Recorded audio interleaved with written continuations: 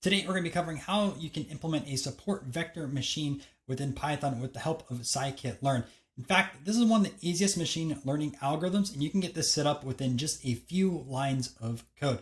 So first off, why are we going to be using a support vector? Well, essentially, this is really good for classification problems, and here's how it works. Essentially, imagine that you have a scatter plot, and then you can draw a line through that scatter plot, and you can classify different data points based around that. So that's essentially like the easiest level how this works. Where it gets a little bit more complicated though is it doesn't just have to be a 2D scatter plot. You can go to 3D, or you can also go into hyperplanes. Also, you can add on different types of parameters. So you have different things like gamma, regularization, and also kernels. And I do want to call it regularization because regularization deals with the specific line that splits up the data. And when most people think of lines, you just think of a straight line. However, regularization allows you to have a curvy line. So with that being said, I'm going to jump on my computer right now and let's start coding. Okay, so the first thing we're going to do is import a few different libraries in. So import pandas as PD, then we're going to import numpy as np, and then import matplotlib.pyplot as plt, shift and enter. This runs a CIL and then builds a brand new one down below. Now I'm going to import in some code that I actually generated from ChatGPT, but I'll explain how this works. And this is going to create our data frame with random numbers. Now it's not specifically random because I did make a few different choices on here, but I'll explain through the code. But let me shift and enter this and just show you the data frame. So we have three different columns here. We have miles per week, we have the farthest run, and then qualified for Boston Marathon. So essentially what we're doing on this data frame is taking a look at runners, how many miles they run for each week, pretty much on average, the farthest run they did before the race, and then if they qualified for the Boston Marathon, which is a very tough race to qualify for. If you're a younger male, you have to run under a 3-hour marathon, and that just gets you qualified. That you still have to go through essentially like a lottery to get into the race. So it's very tough. And that is something I want to do eventually one day as a runner, but I could talk about that another day. Now, how this code is generated over here, let me explain my choices. So the first thing is miles per week. Now, I limited this to 30 and 120. I set a mean at 55, a standard deviation of 10. And then the number of samples for this data set, I put at 500. Now, 500 is low. But again, this is just a tutorial, so that's why I chose 500. And also 30 to 120. Are there people that run less than 30 miles per week that could technically run a marathon? Yes, there is. Are there people that run over 120 miles per week? Absolutely. Some of the elite runners definitely do that. But for the sample, I made the choice to do between 30 and 120. Now for the second column, the farthest run, I chose numbers between 12 and 26. I know 26.2 is a marathon, but I just cut it off at 26. And a few things. One, are there ultra runners that go and try to run for the Boston Marathon? Yes, I 100% know that. But I just put here 26 for this example. I put our mean over here at 18 because a lot of people, when they run a marathon, the farthest distance they run usually is about like 18, 20, or 22 miles. So 18 is pretty good. And a standard deviation of 3. So that's why we're between 12 and 26 over here. And lastly, qualified for Boston Marathon. I did have a filter over here where I essentially wanted column number 1 numbers to be greater than mean 1. And it's going to show more often for qualifying for the marathon.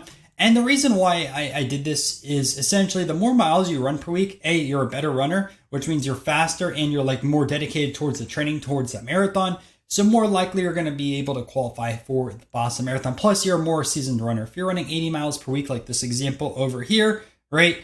Probably been running a few different years, if not longer, and you know what you're doing. And this is probably not your first marathon. With that being said, right, there is going to be some bias based off the numbers I put, because it's not truly random. But for this example, that is why. And I'm going to put all this code down below so that you guys can copy it. And it's a lot easier than just importing in a CSV by any means like that. Okay, so up next, I'm going to actually just plot this for you guys real quick. Again, I'm just going to copy over some code because this is not a matplotlib tutorial, but just to show you how this looks over here, right? So our support vector, we want to pretty much have a line that's going to cut this over here between the people that qualified for Boston Marathon and people that didn't. Again, you can see miles per week, people that run more typical to qualify for the Boston Marathon than people that don't. Obviously, there are some outliers like over here. This person only runs over 30 miles per week, but maybe they're a really good 10K runner and decided to get into the marathon. So that's why someone like this might be able to qualify. But our machine learning model is going to be taking a look at this and doing a lot of different calculations behind the scene. So with that being said, let's start coding.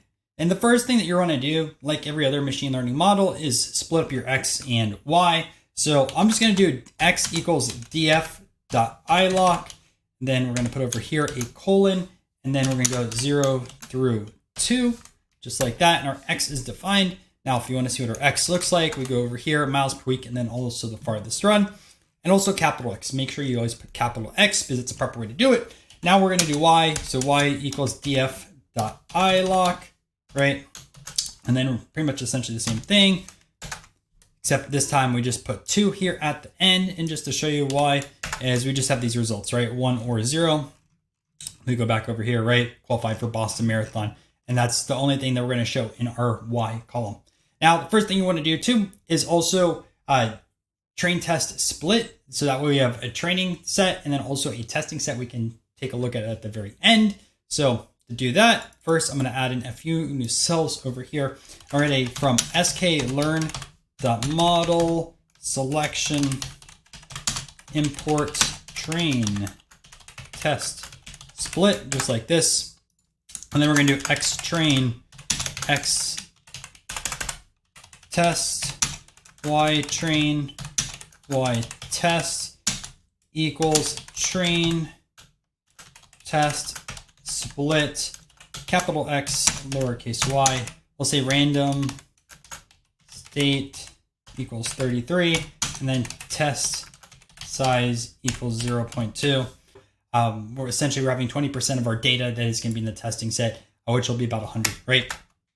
So we have that over here, and I have a full video, train test split. I'll link it down below in the description if you are not too familiar with it in that regards, but you should be before you start running any machine learning models. Okay, now let's import in our model. So we're going to say from sklearn.svm, right? That's our thing over here. We're going to import SVC because it is a classifier. Well, this should be capitalized, not lowercase, and we have that working. Okay, make sure you do all capitalized on there, and then we're going to say model equals SVC, and I'm not going to put any parameters for this first instance, just to show you how this works. Okay, so we have that over here, and like everything else, we're going to have to do a fit. So model.fit, put in our training data, so X train, and also Y train, just like this, right? Our model is now down below, and that's good. We have fit the model, and now we're going to do a score. So model.score, then throw in your X test, and then also throw in your Y tests, right? And we have 0.75. So that is our first case. Now I want to show you guys a few of the different parameters that you can put in here that are pretty common. Now, first we're going to do regularization. So essentially, if you have a higher number on regularization, you're going to have a more curvy of a line over here to try to split up the data. Low regularization, you're going to have a straight line. So I'll show you a few different instances of this. So I'm just going to do like model, we're going to say like reg 0 equals, and then SVC. And then inside over here, our regularization is a C, which let me put a comment over here too, so I can split these up. Regularization, right? And we're going to say C equals 0.1 like this, right?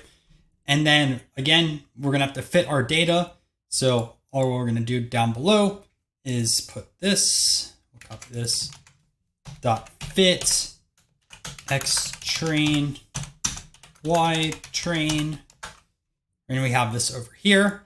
And then lastly, we can do our score. So again, you can just copy this. We'll say score, and then test and test, right? And then you can see we have a 0.74, which is a little bit less when we regularized it. But there's a few different values you want to check. And if you want to get the exact value, you're going to do hyperparameter tuning. But I have not done that video on the channel yet. Be aware of that in the future. So I'll show you a few other examples. I'm just going to copy all these in one cell. So it makes it pretty easy, right? And then what I'm going to take a look at this time is just look at 1. So we'll put this over here as just 1, change this up. Okay, 0.75, so 1 performed a little bit better. And this time we're gonna also take a look at 1,000. Okay, and we'll just say this is like 2.